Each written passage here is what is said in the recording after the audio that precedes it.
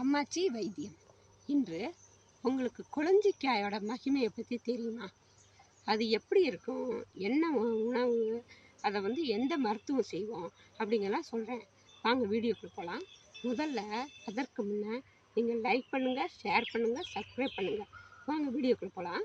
முதல்ல கொளஞ்சி மரம், இதை பாருங்கள். இதுதான் கொளஞ்சி மரம். இதை பாருங்கள், இதுதான் கொளஞ்சி பழம், கொளஞ்சி காய். இது பழுத்துட்டா பழம். இது சாத்துக்குடி மாதிரியும் இருக்கும். பிறகு உங்களுக்கு சாப்பிட நல்லாயிருக்கும். அதே ஆரஞ்சு பழம் சொல்லுவாங்க, பழுத்துதான் மஞ்சளாக இருக்கும். ஆரஞ்சு பழம் இது சாப்பிட சூப்பராக இருக்கும்.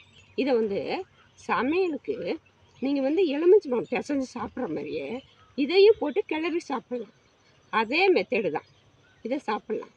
அதோட உங்கள் பிள்ளைங்களுக்கு ஜீரண சக்தி இல்லையோ, இல்லை பெரியவங்களுக்கு இல்லையோ, இதை சாப்பிட்டோம்னாவே சூப்பராக நல்லாயிருக்கும்.